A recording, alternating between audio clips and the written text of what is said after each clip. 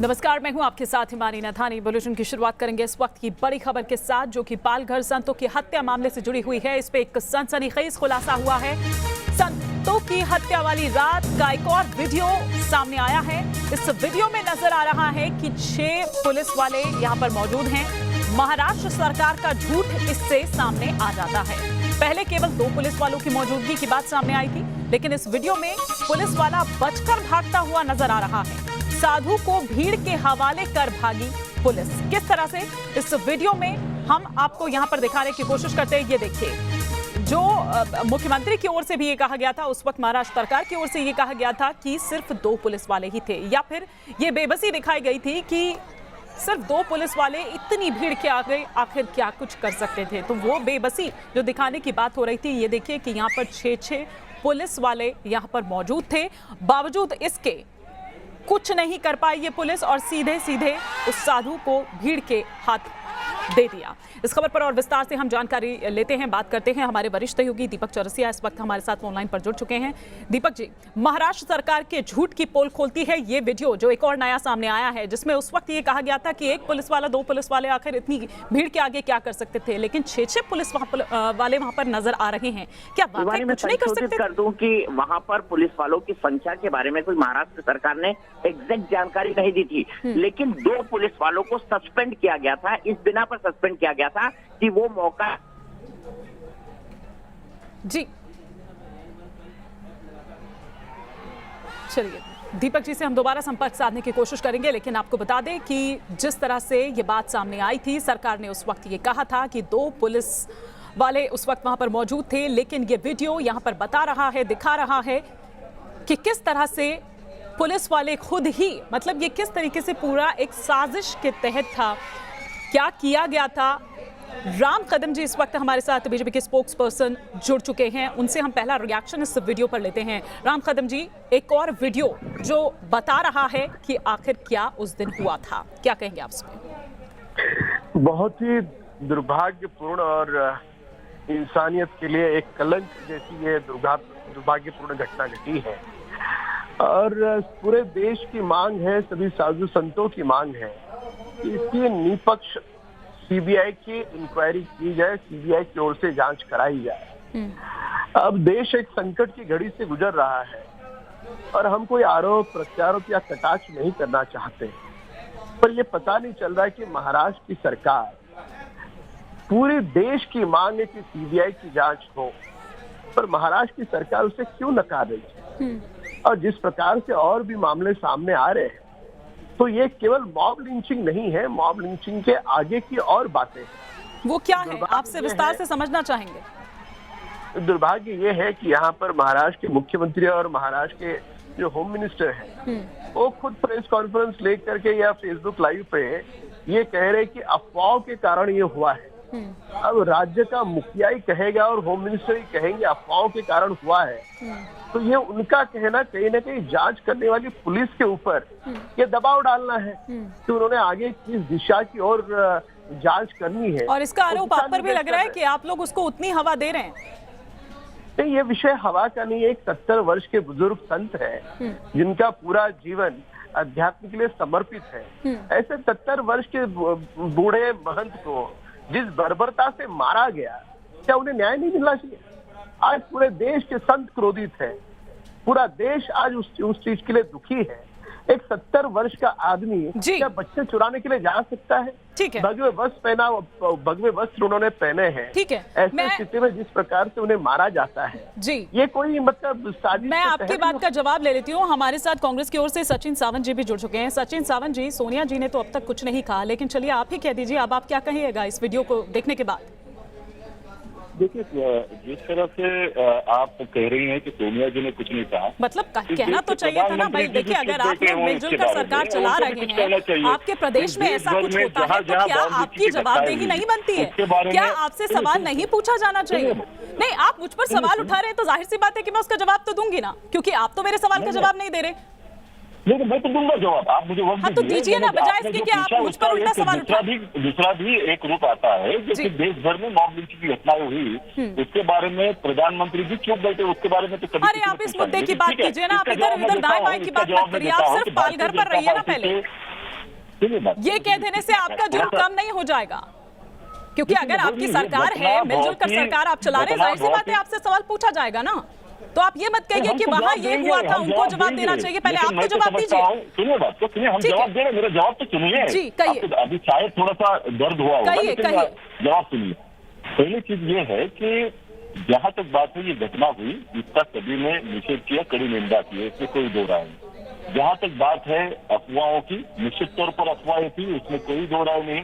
और इन अफवाहों का किसने केंद्र फैलाई ये कहाँ था, अफवाह? इसकी भी जांच होनी चाहिए, ऐसी भी मांग हमने की। किसने फैलाई ये अफवाह, कैसे फैलाई? दूसरी, पहले तो आप मुझे ये बताइए कि देश में इतनी बड़ी आपदा है, लॉकडाउन की स्थिति चल रही है, जगह जगह पर इतनी सख्ती है, फिर बावजूद उसके इतनी तादाद में ये भीड़ कैसे जुट जाती है? पहला सवाल तो मैं आपसे ये जानना चाह रही हूँ।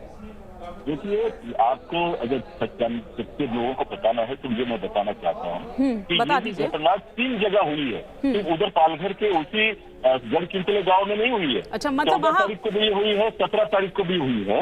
और वहाँ उसका कारण जो है बहुत बड़ी अफवाह फैली थी, और जिसका जो अफवाह थी कि मुस्लिम समाज के लोग वहाँ आते हैं और मुस्लिम समाज के लोग कोरोना फैलाते हैं, जो पानी में थूकते हैं और ये सांप्रदायिक करने की बात कहाँ से आ गई? ये इसमें हिंदू मुस्लिम करने की बात कहाँ से आ गई? विश्व हिंदू परिषद का केंद्र वहाँ है, तो उन्होंने करवाई होगी, क्योंकि इसका तो राजनीतिक फायदा इनको ही था। जहाँ तक बात है राम कदम जी, सीधा आरोप आप पर लगा रहे हैं। दी है, उच्च स्तरीय जांच राज्य सरकार ने दी है, और ये इसका नतीजा निश्चित तौर पर आएगा। राम कदम जी, मैं ये पूछना चाहूंगा, भारतीय जनता पार्टी के पदाधिकारी कैसे उसमें है, वो आरोपी के में कैसे हैं, इस सूची में कैसे हैं? इसका तो जवाब भाजपा को देना पड़ेगा। भाजपा के पदाधिकारी है उसमें, देखिए बुनियादी पर नहीं जाता। भारतीय जनता पार्टी का वो गढ़ रहा है, वो गांव जो है वो सभी पूरी तरह से भारतीय जनता पार्टी के समर्थक उस गांव में हैं, और अगर वो करते हैं तो उनको रोका क्यों नहीं गया? भाजपा के नेता क्या कर रहे थे? उनको जानकारी नहीं थी अफवाह फैल रही है, क्यों नहीं रोका गया? और आज वो राजनीति करने के लिए बाहर आ रहे हैं, इसका जवाब तो भाजपा के प्रवक्ताओं को देना पड़ेगा। आपके पदाधिकारी क्या कर रहे थे उसमें? सीधा आरोप राम कदम जी आप पर, क्या जवाब देंगे आप? देखो, बहुत ही दुर्भाग्यपूर्ण है, शुरू से इस पूरे विषय का राजनीतिकरण करने का काम ये कांग्रेस कर रही है। देश संकट के घड़ी से गुजर रहा है, इसके लिए हम कोई आरोप नहीं करना चाहते, पर वो तो आपको कह रहे हैं। बुनियादी वास्तव सुने मेरी बात, अब आप सुने आप मेरी बात। बुनियादी वास्तव ये है कि वहां पर भाजपा की पार्षद 3 घंटे तक उन संतों को बचाने का प्रयास कर रही थी। वहां पर राष्ट्रवादी कांग्रेस के नेता थे, मार्क्सवादी कम्युनिस्ट पार्टी के नेता थे, कोई उसके सहयोग के लिए नहीं आया। आज देश संकट की घड़ी में गुजर रहा है और कांग्रेस का इतना ही कहना है ना, तो हमारी मांग है सीबीआई को दो इनको जांच। क्यों नहीं दे रहे आप? क्या मन में आपके पाप है? कौन सी आप मनगढ़ंत राजनीति करना चाहते हैं? क्यों संतों को न्याय नहीं देते? सारे देश के संत महंत क्रोधित है, क्यों आप सीबीआई से बचना चाहते हो? क्या ऐसे कारण है? इन्होंने जांच किसे दी? जो पुलिस वाले वहां पर मौजूद थे हत्या के समय, वही के लोगों को इन्होंने जांच करने दी। ठीक है, कैसे पारदर्शी जांच हो? ठीक है, राम कदम जी आप हमारे साथ बने रहिए। सचिन सावंत जी भी हमारे साथ बने हुए हैं, और हमारे वरिष्ठ सहयोगी दीपक चौरसिया भी इस वक्त हमारे साथ जुड़ चुके हैं। दीपक जी, उस वक्त आपकी बात कट गई थी क्योंकि फोन शायद आपका डिस्कनेक्ट हो गया था, लेकिन आप अपनी बात कंटिन्यू कर सकते हैं। और ये 2 मेहमान भी खास हमारे साथ हैं, और मेरे ख्याल से नवाब मलिक जी भी जुड़े हुए हैं। मंत्री जी, 2-3 चीजें मैं आपको बड़े स्पष्ट तौर पर बताना चाहूंगा हिमानी। सिलसिलेवार ढंग से बताता हूँ वहां पर हुआ क्या। 9 बजे के आसपास साधु वहां से गुजरे। वो अंदर का रास्ता इसलिए दे रहे थे, उन्होंने कोशिश की थी कि ग्रामीण इलाकों से वो दादर और नागर हवेली की सीमा में जाकर सूरत अपने गुरुजी के अंतिम संस्कार में चले जाएंगे। उसके बाद क्या हुआ, वहां से उनको वापस लौटाया गया। जाते हुए ग्रामीणों ने उनको देखा। ये जो बातें कही जा रही है अफवाह है, वहां पर 2 दिन पहले भी अफवाह उड़ी थी, लेकिन ये अफवाह है, कोई चोरी या बच्चा चोरी नहीं थी। लोग सड़कों पर आ रहे थे, अफवाह का सहारा ले रहे थे, और वहां पर गुंडागर्दी फैलाई जा रही थी। ये मैं साफ तौर पर अपनी इन्वेस्टिगेशन में प्रमाणित कर सकता हूँ। ये वो इलाका है जहां पर आदिवासियों का धर्मांतरण कराकर सनातन धर्म के खिलाफ नफरत फैलाई जाती है। मेरे ख्याल से इनके गेरुआ कपड़ों को देखकर चाहे तो लोग जिसकी आलोचना कर सकते हैं मेरे इस बयान की, उनको आइडेंटिफाई करके फॉरेस्ट की चौकी पर रोका गया। रोकने के बाद गांव वालों ने उनको पत्थर मारे। पत्थर मारने के बाद उनकी गाड़ी को पंचर किया गया। इन तस्वीरों में आप देख सकते हैं, मुझे पता नहीं, समझ नहीं आ रहा है कि इन तस्वीरों को एडिट क्यों किया गया है। इन तस्वीरों में आप देख सकते हैं कि उनकी गाड़ी पलटी हुई है, पुलिस वहां पर खड़ी हुई हुई है। एक जो 35 साल के सुशील गिरी जी महाराज हैं वो सड़क पर बैठे हुए हैं, उनका ड्राइवर सड़क पर बैठा हुआ है। 70 साल के कल्पवृक्ष गिरी जी महाराज को मारा जा रहा है, उनको फॉरेस्ट की पोस्ट पर नहीं ले जाया जाता है। लगभग 9 बजे का ये हादसा है। 9:30 बजे पुलिस को फोन होता है, 11 सवा 11 के आसपास पुलिस आती है और आप तस्वीरों में देख सकते हैं, देखिए गाड़ी पलटी हुई है। हमने ये बताया दीपक था जी, कि 2 घंटे दीपक जी आपकी इस बात पर मेरी बात सुन लीजिए। दीपक जी आपकी बात पर सचिन सावंत कुछ रिएक्ट करना चाह रहे हैं, मैं चाहूंगी कि आप भी आप सचिन सीधे सावंत जी को जी बोलिए कि इंतजार कर ले, मेरी बात खत्म हो जाने दे। जी जी उसके बाद मैं जिसका बोले उसके सवाल का जवाब दे दूंगा। ये जो गाड़ी है ये 2 घंटे उल्टी पड़ी रही है। साधु संत 2 घंटे उसमें फंसे रहे हैं, उन्होंने जान बचाने की गुहार लगाई है। 6 पुलिस वाले वहां पर दिखाई देते हैं और आखिरी में उनको भीड़ के हवाले कर दिया जाता है। ये एक कटु सत्य है, इसको स्वीकारना पड़ेगा और हमने अपने मैप से साबित कर दिया है कि इस दौरान कई जिलों से पुलिस वहां पर आ सकती थी, कई जगहों से पुलिस वहां पर आ सकती थी, लेकिन पुलिस वाले वहां पर नहीं आए। अब सचिन सावंत जो भी सवाल पूछेंगे मैं उसका जवाब दे सकता हूँ। जी सचिन जी, तो मैं कहूंगा कि महाराष्ट्र के सरकार के मंत्री आए, इनके ऊपर तो कार्रवाई होनी चाहिए, दीपक चौरसिया जी के ऊपर। मैं आप स्वतंत्र हैं मुझ पर कार्रवाई करने के लिए सचिन सावंत जी, लेकिन इलाके के बारे में नहीं दीपक चौरसिया जी बात सुन नहीं पाऊंगा, क्योंकि इसका कारण जिस तरह से आप देश भर में धार्मिक विवाद का माहौल तैयार करने की कोशिश कर रहे हो। पहले मुसलमान टारगेट हो गए हैं, अभी उसके बाद में दूसरे धर्म को टारगेट करोगे।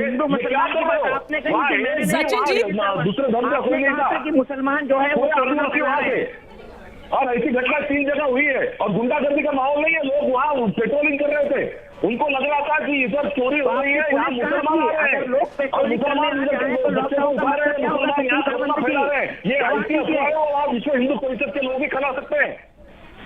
सचिन सावंत जी जवाब दीजिए, लोगों को पेट्रोलिंग करने की जरूरत क्यों पड़ी है? कच्चे राज्य में पुलिस का काम होता है पेट्रोलिंग का, लोगों का नहीं। सचिन सावंत जी जवाब दीजिए। राज्य सरकार को विश्वास नहीं है? सीआईडी की इंक्वायरी की उच्च स्तरीय जांच समिति के उसमें घोषित की है। सचिन सावंत जी मुझे ये बताइए, जवाब दीजिए इस बात का। सचिन सावंत जी ये बताइए, पेट्रोलिंग का काम पुलिस का है या गाँव वालों का? पत्रकारिता का पूरी तरह से उदाहरण है। आपको मुझे पत्रकारिता में सर्टिफिकेट लेने की कोई जरूरत नहीं है। मुझे सचिन सावंत जी इस बात का जवाब दीजिए, पेट्रोलिंग का काम पुलिस का है या गाँव वाले का? भारतीय जनता पार्टी की गंदी राजनीति का शिकार ये बेचारे साधु हो चुके हैं, क्योंकि वहाँ मुझे सचिन सावंत जी आपने कहा गाँव वाले वहाँ पेट्रोलिंग कर रहे थे, पेट्रोलिंग का काम पुलिस जवाब दीजिए। जवाब क्यों नहीं आपके पास? सचिन सावंत जी जवाब दीजिए, पेट्रोलिंग का काम गाँव वालों का है या पुलिस का? जवाब दीजिए इस बात का। दीपक चौरसिया जी, पहले तो आपकी ये पत्रकारिता का जो उदाहरण आप दे रहे हो पहले वो बंद कर दीजिए। ये गंदी पत्रकारिता है और सचिन सावंत जी मुझे कांग्रेस के मामूली प्रवक्ता से पत्रकारिता का सर्टिफिकेट लेने की कोई जरूरत नहीं है। मेरा पूरा देश मुझे पत्रकारिता का सर्टिफिकेट देता है।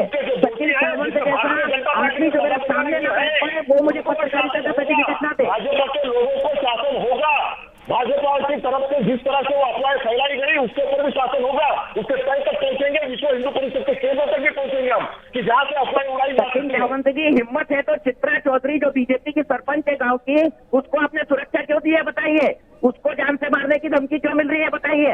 आपको तो ये भी नहीं पता होगा, ये बता दीजिए मुझे उस गाँव का नाम क्या है तो मैं मान जाऊंगा आपको, मैं मान जाऊंगा अगर आप बता दें वो गाँव का नाम क्या है जहाँ पर साधुओं को मारा गया है। खुद लेके गए उधर से मदद मांगने के लिए। आप किस तरह से गलत बात कर रहे हैं? चित्रा चौधरी ने अपने पदाधिकारियों को क्यों नहीं रोका? वहाँ तो 2 पदाधिकारी ऑफिशियल पदाधिकारी है जो उसमें शामिल है, जिन्होंने हत्या में पूरे शरीक हुए थे, उनके बारे में तो बताओगे नहीं। भाजपा सचिन सावंत जी मेरी इस बात का जवाब दे दीजिए कि आपकी इतनी सक्षम सरकार में गांव वालों को पेट्रोलिंग करने की जरूरत क्यों पड़ी? इसका तो जवाब दे दीजिए। आप कह रहे हैं गांव वाले पेट्रोलिंग कर रहे हैं अपने गाँव की, पदाधिकारी उधर क्या कर रहे थे? इसका तो प्रमाण दिया, हमने फोटो दिया उसका, उनका तो सत्कार किया गया। सवाल का जवाब दे दीजिए सचिन सावंत जी, सवाल का। पुलिस पेट्रोलिंग करती है कि गाँव वाले? पुलिस बचाती है, हथियारों को मेरे को रोकती है? जवाब दीजिए इस बात का। और उसके बारे में दीपक चौरसिया पूछेंगे नहीं, क्योंकि ये पत्रकारिता किसके इशारे पे चल रही है हमको पता है, और इसका विरोध करते रहेंगे। क्यों सीबीआई की जांच मांग कर रहे हैं? इसको दबाना चाहते हैं मामले को, साधु के हथियारों तक पहुंचाना नहीं चाहते हैं, इसीलिए आप सीबीआई की मांग को दोहरा रहे हो। सचिन सावंत जी मेरे सवालों का तो जवाब दे दीजिए। अनर्गल प्रलाप क्यों कर रहे हैं? इसका कोई मतलब नहीं है। अगर आपकी सरकार में हिम्मत है तो मेरे खिलाफ केस कर दे। हिमानी जी शांत हो गए सचिन सावंत जी? किसी सवाल का जवाब दिया उन्होंने? मैं सभी सवाल का जवाब दूंगा, सभी जवाब दीजिए ना। गांव वालों को पेट्रोलिंग करने की क्या जरूरत पड़ी? पुलिस वाले कहाँ थे? पुलिस वाले आदमी को बचाते हैं, हथियारी भीड़ को छोड़ देते हैं। वहाँ जवाब दीजिए सचिन सावंत जी। न्याय मिलेगा, भारतीय जनता पार्टी के हत्यारों से न्याय मिलेगा उनको। भारतीय जनता पार्टी के जो पदाधिकारी हत्या देखिए, आप पॉलिटिकल नैरेटिव कुछ भी बनाते, मेरा उससे कोई लेना देना नहीं है, लेकिन जो उस जगह की हकीकत है वो हकीकत है, आप उसको झुठला नहीं सकते। वहाँ पर राजनीतिक हिंसा और धर्मांतरण का एक लंबा इतिहास है, ये एक स्थापित सत्य है। इसको ना कोर्ट बदल सकती है ना आपकी राज्य सरकार चाहकर। तो मुझे किसी बात का कोई डर नहीं है सचिन सावंत जी। आपने क्या पत्रकारिता का कपटी है कि क्या कर रही हो? मेरे ख्याल से हिमानी आपको सचिन सावंत सचिन जी जो पूछा जा रहा है वो सीधा आप जवाब दीजिए ना, बजाय इसके कि आप पत्रकारिता का सर्टिफिकेट बांटने पे यहाँ पर लगे हैं और सिर्फ एक ही रटा है राग आप गा रहे हैं। आप जवाब दीजिए ना सीधे सीधे। की राजनीति करने के लिए प्रोत्साहित कर रहे हैं लोगों को। किस तरह से वो धर्मांतरण की बात कर रहे हो? कब आया अचानक ये मुद्दा? आया कहाँ से? पूछिए ना अपने मुख्यमंत्री से। वो अफवाह के बारे में चर्चा नहीं करोगे आप? अरे मेरे भैया, अगर अफवाह उड़ रही थी तो पुलिस क्या कर रही थी 3 दिन से? वहाँ पर क्यों मारा जा रहा था लोगों को? संतों की हत्या क्यों हो गई? अफवाह उड़ी तो उसको शांत करने का काम प्रशासन का है या गाँव वालों का? बताइए सचिन सावंत जी, बताइए सचिन सावंत जी, हिम्मत है तो जवाब दीजिए। अरे हमने हिम्मत है, हिम्मत तो जवाब दीजिए। पेट्रोलिंग पुलिस वाले करेंगे कि गाँव वाले करेंगे? अफवाह उड़ रही है तो उसको शांत करने का काम। अगर वहाँ पर साधुओं की इस तरह से पुलिस के द्वारा स्टॉप कर भीड़ को हत्या की गई है तो डीएम और एसपी पर आपने कार्रवाई क्यों नहीं की? उन पर हत्या का केस क्यों नहीं चलाया गया? लॉकडाउन में 500 लोग सड़क पर बाहर क्यों आए? जवाब दीजिए इस बात का। लॉकडाउन में वहाँ जो अफवाह फैली थी, लोग वहाँ खुद अपने आप तो आपने अफवाहों को शांत क्यों नहीं किया? आपका प्रशासन कहा गया, बताइए। सबके ऊपर कार्रवाई होगी। मुजफ्फरपुर में वहाँ नहीं हुई, उत्तर प्रदेश में कभी नहीं हुई। दुनिया में जब भारतीय जनता पार्टी की सरकार थी महाराष्ट्र में, कहीं पर साधुओं को नहीं मारा गया, कहीं पर साधुओं को निम्रता से नहीं मारा गया। पूछा, वो भी आदिवासी थे और जो साधुओं की जमात थी। सचिन सावंत जी जवाब दीजिए ना, किसी राज्य में क्या साधुओं को इस तरीके से मारा गया? किस तरह की बात कर रहे हो? अरे आप किस तरह की बात कर रहे हो? देश आपको भी सुन रहा है, आपके चौगली बातें भी सुन रहा है, आपके झूठ को भी सुन रहा है। इससे गंदी बात कुछ हो नहीं सकती जो चौरसिया जी। सचिन सावंत जी मेरी बात का जवाब तो दे दीजिए, बता दीजिए ना। बीजेपी कार्यकर्ता क्यों नहीं है अभी तक? अगर बीजेपी ने गलती की है तो सबको जेल में डालिए। आपने इनके खिलाफ एनएसए क्यों नहीं उठाया गया? लॉकडाउन जिस राज्य में लोगों ने तोड़ा है, मारपीट की है, तब पर राष्ट्रीय सुरक्षा कानून लगा है। आप इसको एक अफवाह के चलते भीड़ की हत्या बता रहे हैं, ये पूरी तरह से गलत है। उसको प्लान करके मारा गया है। सचिन सावंत जी आप खामोश क्यों हो गए? जवाब दीजिए। नहीं बता, क्या पूछो वापस पूछिए। आपको तो मुंह तोड़ जवाब दूंगा मैं, बताइए। सचिन सावंत जी मेरा पहला सवाल, आपने कहा लोग गांव वाले अपने इलाके की पेट्रोलिंग कर रहे थे। पेट्रोलिंग करने का काम पुलिस का है लॉकडाउन में कि गांव वालों का? जवाब दीजिए। दो जवाब दीजिएगा, इस प्रकार की बात मत करिएगा। अरे आपके कौन से शहर में वो चौरसिया जी कौन से शहर से बात कर रहे हैं? सबसे दुर्गम इलाका वहाँ का है। आप लग रहा है कि हर एक गांव में पुलिस पहुंच सकती है इस देश की? यही सवाल अगर आपने उत्तर प्रदेश के लोगों ने क्यों नहीं पूछा? जब वहाँ भी मॉब लिंचिंग हुई थी एक पुलिस ऑफिसर की, वहाँ जाएंगे मुझे पता है कि मुझे पता है कि मार्किंग करके रखी है मुझे। सचिन सावंत जी मैं महाराष्ट्र और मध्य प्रदेश की सीमा का रहने वाला हूँ, आदिवासी इलाकों का रहने वाला हूँ। 1-1 किलोमीटर की मार्किंग करके रखती है पुलिस। आपको नहीं पता होगा, नए प्रवक्ता बने हैं आप। गवर्नमेंट कैसे होती है मुझे बात सिखाइए। करता हूँ दिल्ली से किसी का आदेश से पत्रकारिता नहीं करता हूँ। जवाब दीजिए। लॉकडाउन का उल्लंघन अगर हुआ था तो उन पर 3 दिन पिछले 10 दिनों से कार्रवाई क्यों नहीं हुई थी? धर्मांध विचारधारा से दूर रखेंगे आप। हमारी सत्ता इसलिए बनी है। सचिन सावंत जी मुद्दे की बात का जवाब दीजिए ना, अनर्गल बातें क्यों कर रहे हैं? न्याय हम दिला के रहेंगे। साधुओं के आप न्याय नहीं दिला रहे, आप उनके साथ अन्याय कर रहे हैं। सचिन सावंत जी आप उनके साथ अन्याय कर रहे हैं। किसने किया? क्यों उनका? अब आप मतलब की बात नहीं करेंगे, सवालों का जवाब नहीं देंगे, क्योंकि सचिन सावंत जी के पास कोई जवाब है ही नहीं। सचिन सावंत, आपके पास कोई जवाब है ही नहीं। जवाब दीजिए, पेट्रोलिंग का काम पुलिस वालों का है कि गांव वालों का? साधुओं को नहीं देखकर, साधुओं के वेश को देखकर भाजपा के लोग रुके जी, क्यों मेरे नहीं? ख्याल से दीपक जी ये सवाल हम सीधे पूछ लेते हैं। पालघर के एसपी गौरव सिंह भी हमारे साथ जुड़ चुके हैं, आप चाहें तो सीधा उनसे सवाल कर सकते हैं। एसएसपी कि आप लाइन पर आए, मुझे आप ये बताइए कि क्या हुआ था वहां पर उस दिन, और पुलिस वालों ने साधुओं को भीड़ के हवाले क्यों कर दिया? नहीं, ऐसा ये गलत फहमी है। डोंट मेक इम्प्रेशन कि आपने जो आधा 1 मिनट का वीडियो देखा उसके बेसिस पे पूरा इम्प्रेशन मत बनाइए। जब हमारी पहली रिस्पांस टीम वहाँ पे पहुंची है तो उस समय 3-4 लोग थे, बाकी जो बैकअप फोर्स था उसके इनके बीच में मॉब था। डोंट मेक एन इम्प्रेशन कि वहाँ पे पालघर पुलिस ने कुछ नहीं किया था। नहीं, पालघर पुलिस ने क्या नहीं किया सर, उन्होंने, ये तो साफ दिख रहा है, कई वीडियो सामने आए हैं, ये तो लेटेस्ट वीडियो है। आपको मैं 6 दिन से ढूंढ रहा हूँ, जब से केस हुआ है गौरव सिंह की। मैं आपसे जानना चाहता हूँ, आखिरी तस्वीर में साफ दिखाई दे रहा है पुलिस वाला भीड़ की तरफ साधु कल्पना चिगरी महाराज, जिनके उम्र 70 साल है, उनको धकेल देता है। और जितनी देर वहां पर ड्रामा चला है उतनी देर में, सुन लीजिए गौरव सिंह जी मेरा सवाल, उतनी देर में कई इलाकों की पुलिस वहां पर पहुंच सकती थी। आपने अतिरिक्त पुलिस क्यों नहीं मंगाया? इसका क्या जवाब है आपके पास? नहीं, वो आप इसलिए कह रहे हैं क्योंकि आप स्पॉट तक गए नहीं है। उस इलाके तक पुलिस स्टेशन से पहुंचने के लिए 1 घंटा लगता है किसी भी नियरेस्ट पुलिस स्टेशन से। तो भी वहाँ 2 घंटे से ज्यादा ये ड्रामा चला है, आप जानते हैं इस बात को बहुत अच्छी तरह। पुलिस की टीम को जब 9:40 पे इंफॉर्मेशन मिली है, 9:40 के बाद में हमारी टीम मोबिलाइज होकर 11 बजे तक वहाँ पहुँच गई है। उसके बाद साधुओं को भीड़ के हवाले क्यों कर दिया गया? इसका क्या जवाब है एसएसपी साहब आपके देखिए, पास? साधुओं को भीड़ के हवाले नहीं किया गया है। टोटल 3 लोग थे उसमें, 3 में से 2 को पुलिस गाड़ी में बैठाया गया था।